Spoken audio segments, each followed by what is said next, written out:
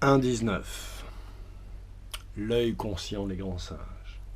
Seul l'esprit créateur, en part et pour la créature, seul l'esprit créateur, en part et pour sa créature, relaie, dirige, transforme et transmute toute chose, si tant est que cette créature soit reliée à l'énergie source primordiale.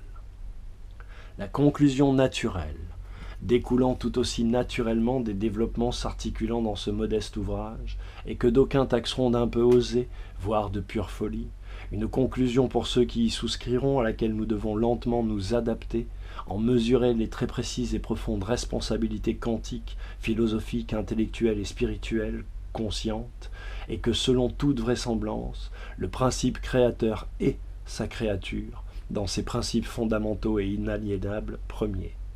Son individualisation morcelée, infinitésimale, certes.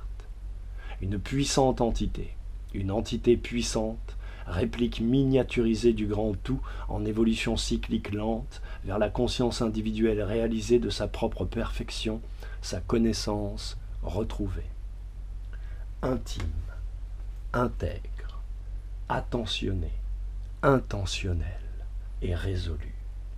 Chaque vie est donc réellement sacrée et possède de ce fait des droits terrestres divins et immémoriaux qui ne sauraient lui être sous une quelconque raison que ce soit déniés, reniés, enlevés ou simplement remis en cause.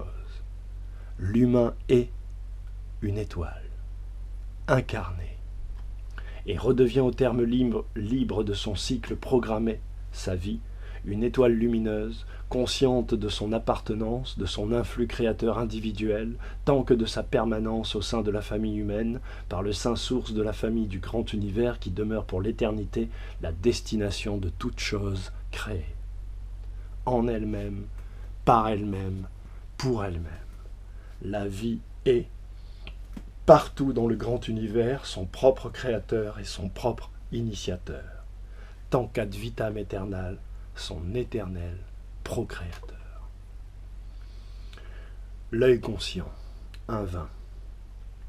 Une constitution universelle des droits et devoirs fondamentaux de la famille humaine terrestre, de ses responsabilités envers elle-même dans sa totalité irréductible, tant qu'envers toute chose vivante sur la terre, dans le grand univers et au-delà, devrait être par tous les peuples, royaumes et États-nations de l'espèce humaine réunis, sur des bases scientifiques et historiques renouvelées, tant que de leurs corollaires philosophiques et spirituels assumés, discutés, rédigés, puis appliqués.